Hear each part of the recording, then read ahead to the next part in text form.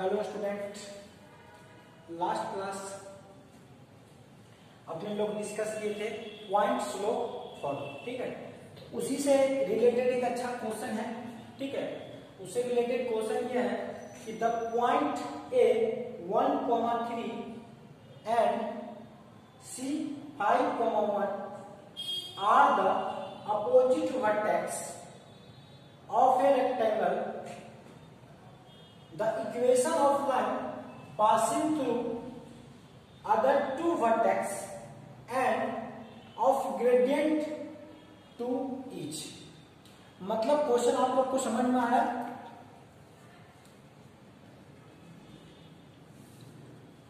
Question ये कह रहा है कि कोई रेक्टेंगल है। ठीक है, क्वेश्चन का सॉल्यूशन यहां देखते हैं बच्चे। ठीक है, सॉल्यूशन तो देखो, सॉल्यूशन कह रहा है कि ये एक रेक्टेंगल है। ठीक है, A B C D opposite vertex. Opposite vertex का मतलब ए और सी का वर्टेक्स दिया गया है। ए की वर्टेक्स क्या है 1,3 और सी का वर्टेक्स क्या है 5,1। तो कह रहा है, इक्वेशन कह रहा है कि फाइंड करो आप ये BC का इक्वेशन, अपोजिट जो वर्टेक्स है उसका इक्वेशन आप फाइंड करो। ठीक है, तो ये कैसे होगा सर? क्योंकि हमको इक्वेशन फाइंड करने के लिए स्लोप चाहिए और पॉइंट चाहिए। स्लोप तो सर दिया गया है, स्लोप यहाँ दिया गया है, ग्रेडियंट। ग्रेडियंट का मतलब स्लोप। m इक्वल टू यहाँ पे क्या दिया गया है 2 गिवन है। m इक्वल टू 2 गिवन है। चलो सर, स्लोप तो दिया गया है बट पॉइंट तो चाहिए।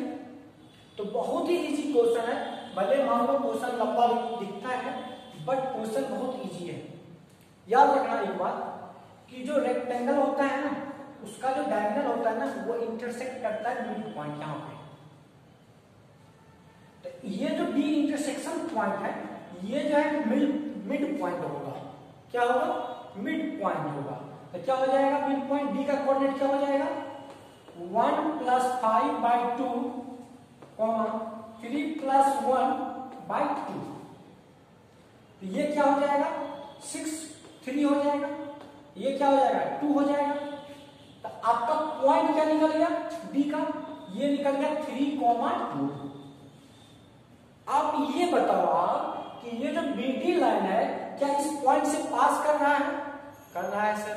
चलो, पॉइंट मिल गया अपने को, स्लोप गिवन है, तो क्या आप उसका इक्वेशन नहीं फाइंड कर सकते हो? इक्वेशन फाइंड कर सकते हो। चलो, तो इक्वेशन जो है क्या हो जाएगा y - 2 = स्लोप 2 × x - 3। तो ये क्या हो जाएगा y - 2 2x - 6। अब इधर ले आओ सारे वैल्यू। तो -2x + y - 2 + 6 = 0। कोई दिक्कत यहां तक?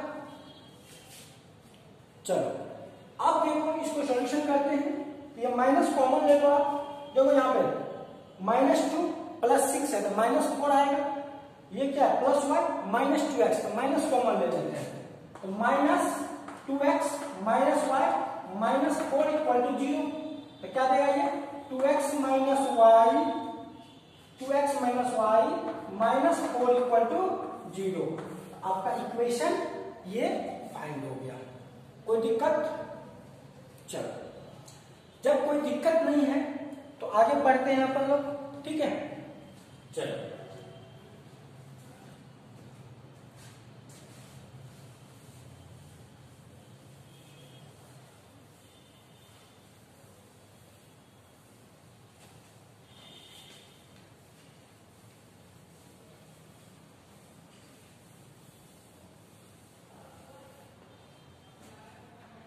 आगे बढ़ते हैं। हेडिंग का नाम है 2 पॉइंट फॉर्म।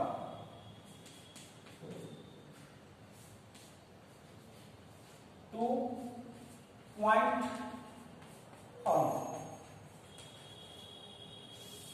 2 point form. ठीक है, तो अब सर ये 2 पॉइंट फॉर्म क्या होता है? ठीक है। तो 2 पॉइंट फॉर्म का मतलब ये हो गया कि आपको मध्य देगा कि कोई लाइन है वो 2 पॉइंट से पास कर रहा है ए बी, जिसका कोऑर्डिनेट आपको दिया रहेगा x1 y1 और x2 y2, ठीक है। तो इस केस में बोलेगा आपको इक्वेशन फाइंड करने के लिए, इस केस में बोलेगा आपको इक्वेशन फाइंड करने के लिए। आप कैसे फाइंड करोगे, ठीक है। तो उतना नहीं सोचने का जरूरत है, आप इससे पहले जो पढ़े हो पॉइंट स्लोप फॉर्म, वो तो इक्वेशन आपको पता है क्या होता है, y minus y1 equal to m into x minus x1, ये होता है, ठीक है।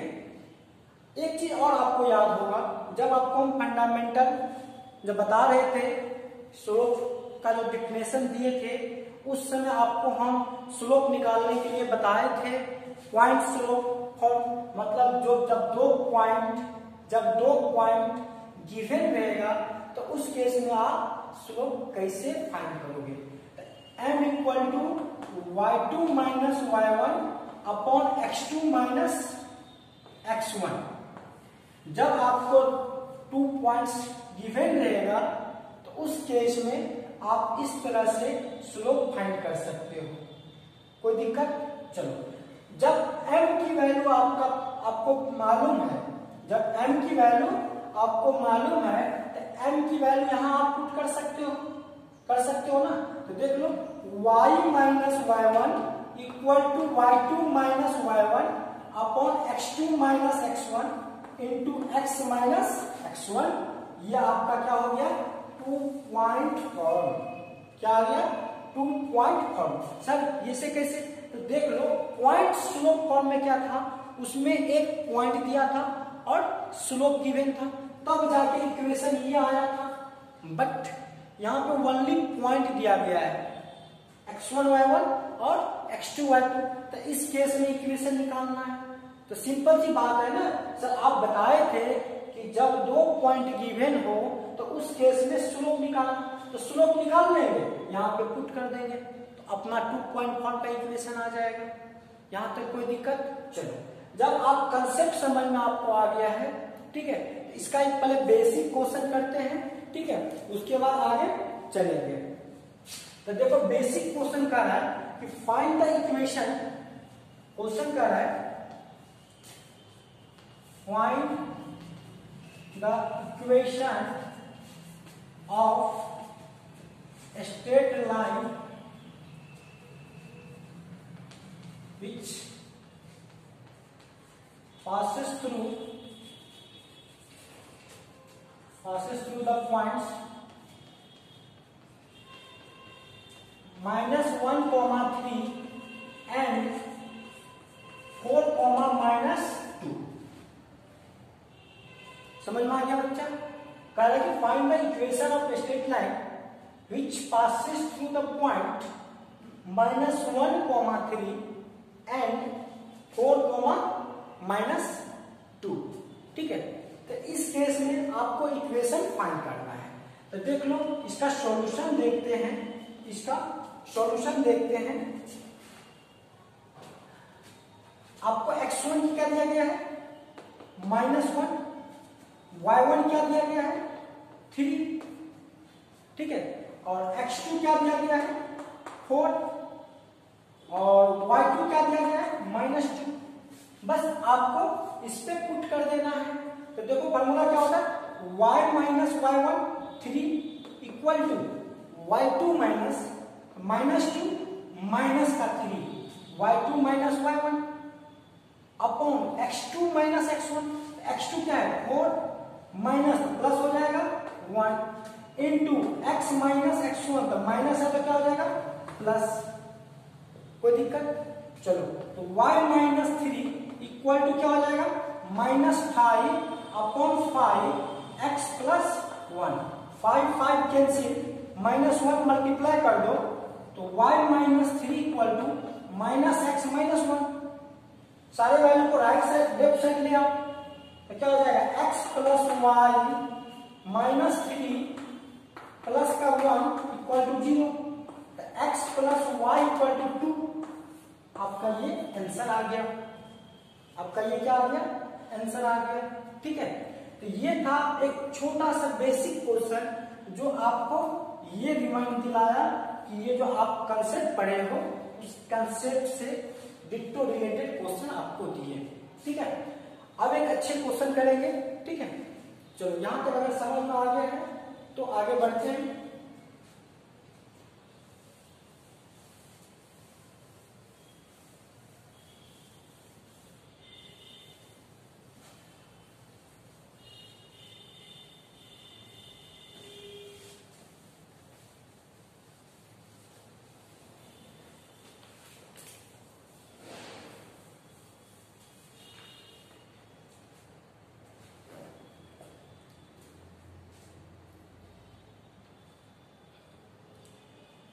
चलो नेक्स्ट क्वेश्चन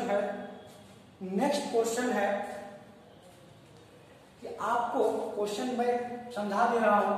क्वेश्चन ये है कि कह रहा है कि कोई ट्रायंगल है, उस ट्रायंगल के अंदर एक स्क्वायर इंस्क्राइब है। ठीक है, और ट्रायंगल का वर्टेक्स दिया गया है। ये देखो, ये क्वेश्चन है कि ये एक्स एक्सिस हो गया, ये वाई एक्सिस हो गया। ठीक है, तो ये जो है एक ट्रायंगल है ए बी और सी। ठीक है, ए का कोऑर्डिनेट आपको दिया गया है 0,0,0,0। ठीक है, और बी का कोऑर्डिनेट आपको दिया गया है 2,1 और सी का जो कोऑर्डिनेट है वो 3,0 दिया गया है। ठीक है, अब उसके बाद क्वेश्चन कर रहा है कि एक स्क्वायर इसके अंदर इंस्क्राइब है।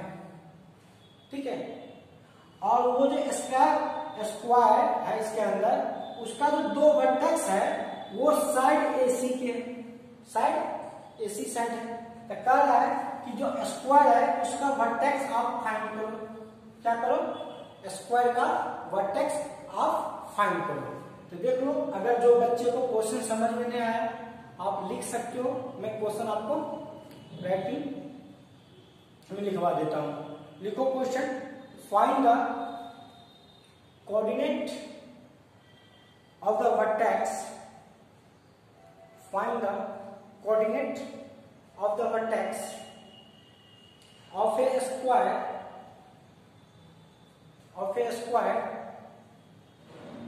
inscribed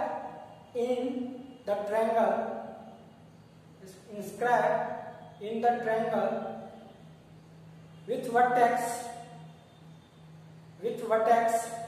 A00, B 2,1 and C 3,0, given that two of its vertex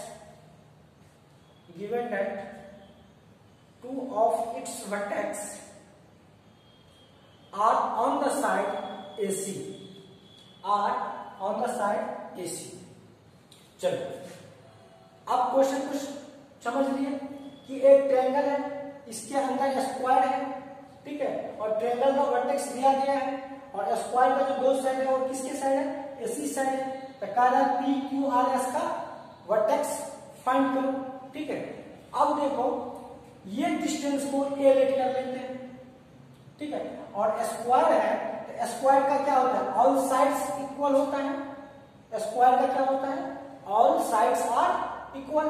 इसको के लेट कर लेते हैं, ये भी क्या हो जाएगा के, ये भी क्या हो जाएगा के, और ये भी लेंथ के हो जाएगा। चलो, अब सब बच्चे को पता है कि जब ये लेंथ यहाँ ओरिजिन है, यहां से ये लेंथ ए है, तो इसका जो कोऑर्डिनेट होगा वो क्या हो जाएगा, A,0 हो जाएगा ना।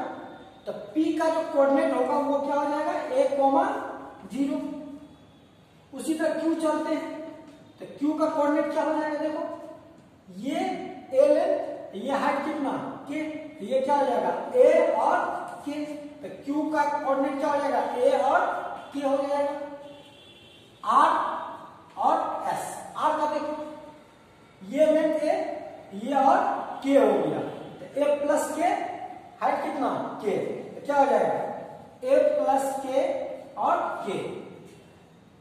एस का क्या होगा ए प्लस के और एक्स एक्सिस पे है तो वाई कोऑर्डिनेट क्या हो जाएगा 0, तो क्या हो जाएगा ए प्लस के कॉमा 0। ठीक है, तो ये कोऑर्डिनेट आपको निकालना है।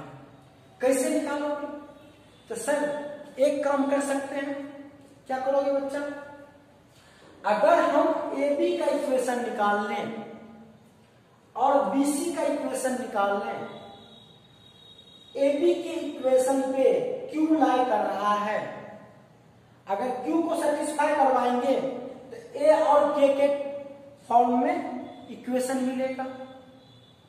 उसी तरह बी और सी का इक्वेशन निकाल के आर को सेटिस्फाई करवाएंगे तो आर का कोऑर्डिनेट क्या है ए और के फॉर्म में है, तो ये ए और के फॉर्म में इक्वेशन आएगा सर। दोनों इक्वेशन को सॉल्व करेंगे ए और के की वैल्यू आ जाएगा। तो जैसे ही ए और के की वैल्यू आएगा आप क्या करोगे, इसमें पुट कर दोगे तो आपका क्या आ जाएगा कोऑर्डिनेट आ जाएगा। ठीक है, तो चलो करते हैं, तो इक्वेशन निकालते हैं पहले। चलो इक्वेशन ऑफ ए बी की इक्वेशन कैसे निकालोगे, point for 2 point for x1 y1 x2 y2, ठीक है ना, तो y माइनस y1, y1 क्या है 0, y2 1 minus 0, x2 2 minus x1 0 into x minus 0, तो ये क्या हो जाएगा y equal to half x, 2 multiply कर दो तो x इक्वल टू क्या हो जाएगा 2y, इसको इक्वेशन फर्स्ट। ठीक है, अब देखो इसमें q का जो कोऑर्डिनेट है q सेटिस्फाई कर रहा है इस इक्वेशन को, तो q का कोऑर्डिनेट क्या है a कॉमा के, तो उस केस में जो इक्वेशन आएगा, इक्वेशन कैसे आएगा, x के जगह पे कौन बैठेगा a, और y की जगह क्या बैठेगा k, तो क्या हो जाएगा a इक्वल टू 2k। ये इक्वेशन आप सेकंड लेट कर दो, कोई दिक्कत। चलो अब निकालते हैं equation of BC, equation of BC।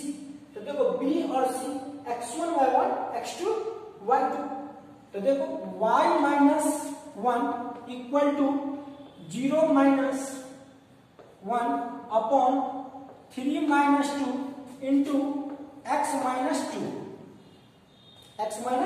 तो अब इसको सॉल्व करते हैं बच्चा, तो क्या हो जाएगा -1 अपॉन 1, तो -1 हो जाएगा, तो y minus 1 equal to -1 x minus 2, तो ये क्या हो जाएगा y minus 1 equal to minus x plus का 2, 1 इधर ट्रांसफर कर दो x इधर ले आओ, तो x plus y equal to क्या 3, इक्वेशन क्या हो गया थर्ड। अब इक्वेशन थर्ड जो है वो r सेटिस्फाई कर रहा है, r क्या है a प्लस के कॉमा के, देन उस केस में इक्वेशन क्या होगा x के जगह पे a प्लस के रख दो, a प्लस के और प्लस y के जगह पे k इक्वल टू 3, तो क्या हो जाएगा a plus 2k equal to 3। ये जो इक्वेशन आ गया वो इक्वेशन कौन सा आ गया, फोर्थ इक्वेशन आ गया। कैसा इक्वेशन आ गया, फोर्थ इक्वेशन आ गया। चलो अब क्या करो, सेकेंड और फोर्थ को सॉल्व करो। देखो a के जगह पे क्या रख दो 2k, a के जगह पे क्या रख दो 2k, तो k की वैल्यू आ जाएगी कि नहीं आ जाएगा, तो फ्रॉम इक्वेशन 2 एंड फोर्थ,